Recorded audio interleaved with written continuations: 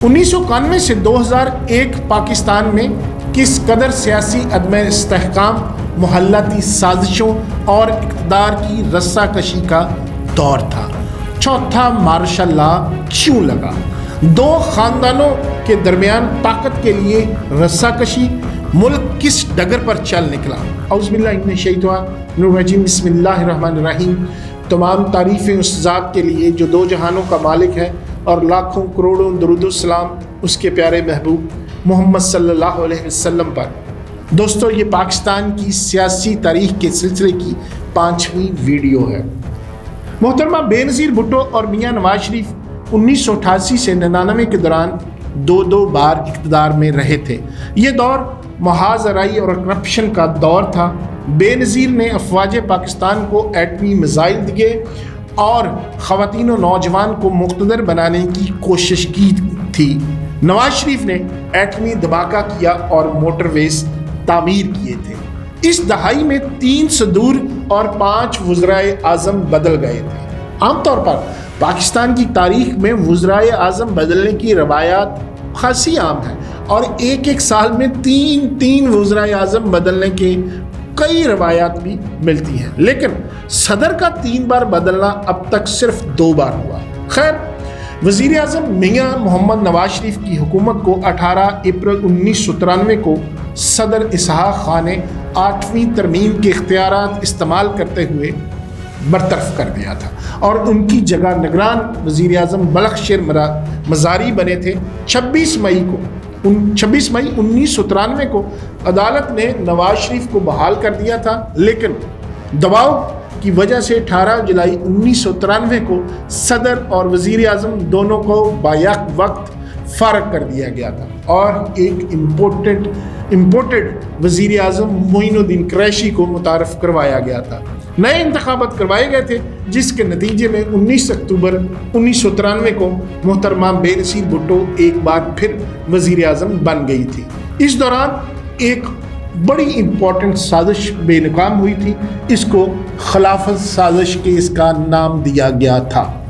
اس فوجی بغاوت کا انکشاف 14 نومبر 1995 کو وزیر دفاع آفتاب شیبان میرانی نے اکتوبر 1995 میں ملک میں خونی انقلاب کی ایک سازش جس کو بے نقاب کیا تھا، جس میں فوج کے ایک میجر جنرل ظہیر الاسلام عباسی کی قیادت میں بریگیڈیئر مستنصر باللہ، 3 کرنل، 36 دیگر فوجی افسران اور 20 سویلین اس سازش میں ملوث تھے، اور یہ سب افراد ٹیکسلا سے تعلق رکھنے والے تبلیغی جماعت کے رکن مفتی صوفی اقبال کے مرید تھے۔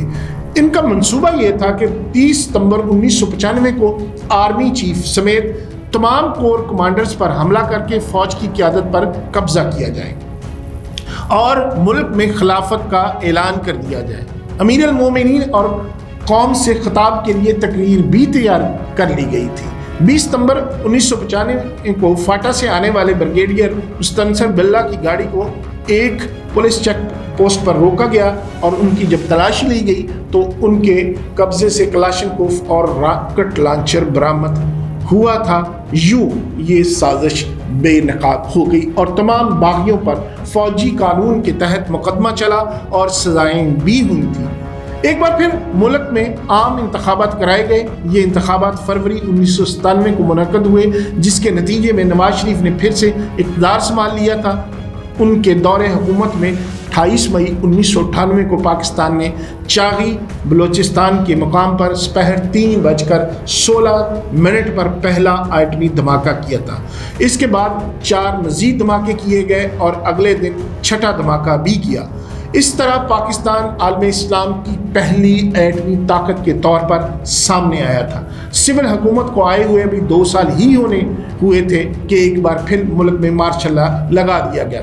پاکستان کے 13ویں آرمی چیف سید پرویز مشرف نے اپنے پیشرو جنرل ضیاء الحق کی طرح صدارتی ریفرنڈم بھی کروایا تھا، اور 17ویں آئینی ترمیم سے وہی اختیار حاصل کیا جو جنرل یحییٰ خان اور جنرل ضیاء الحق نے اپنے دور حکومت میں حاصل کیے تھے۔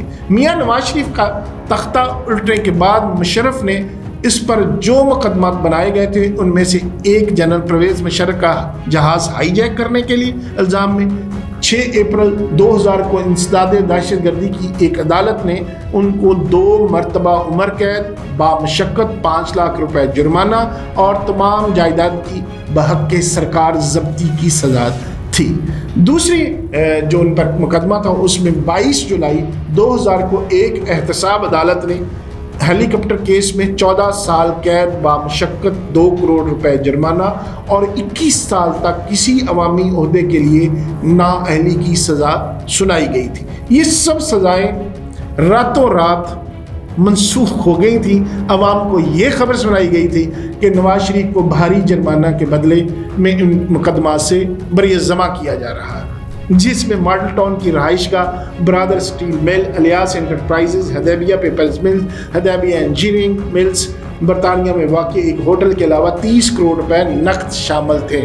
फिर आ गया वो वक्त जिसका खमियाजा हम पिछले 24 साल से भुगत रहे हैं, जिस जंग में हमने अब तक 80,000 पाकिस्तानियों की कीमती जानें गंवाई हैं और बेशबहा माली और इक़्तिसादी नुकसान भी किया है।